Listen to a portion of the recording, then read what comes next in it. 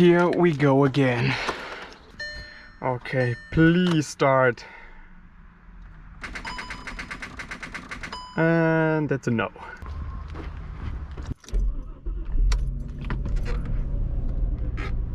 Guess we have to do it the old school way.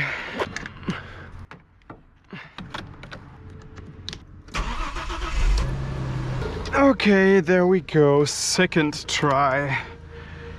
Please start.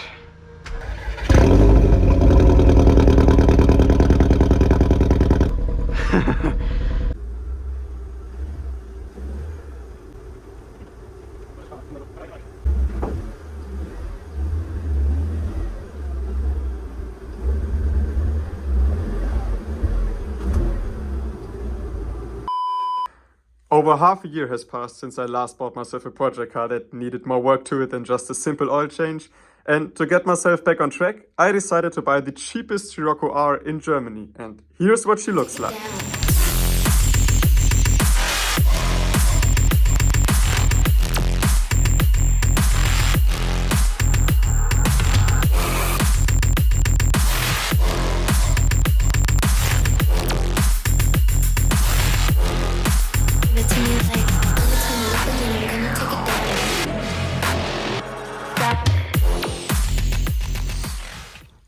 So the problem when you buy yourself the cheapest cars of its kind is that there is always a catch. And in this case, the catch sits right under the bonnet. Let me show you.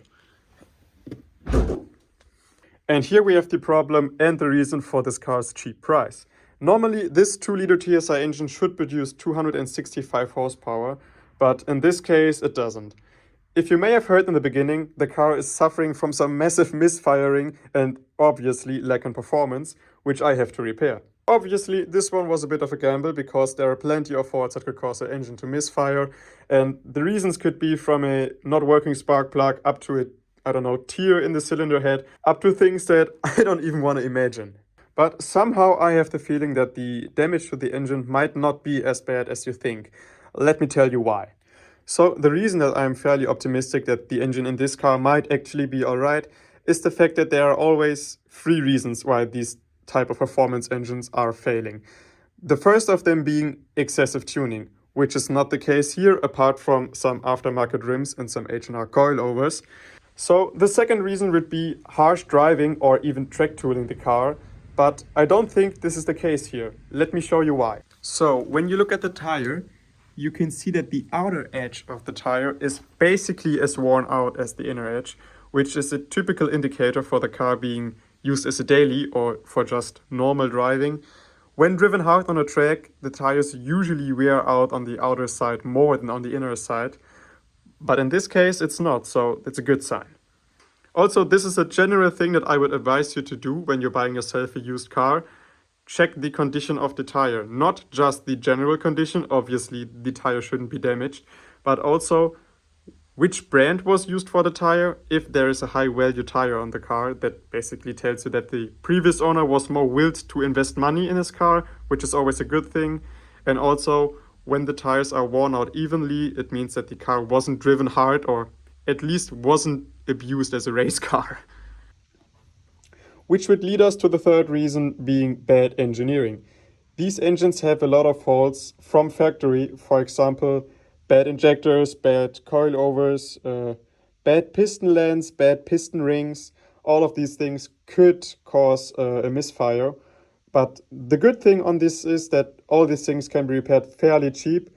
They just require a lot of work. But apart from the engine, I think this car really is in a very good condition, considering its age of 12 years and the 170,000 kilometers this car has done.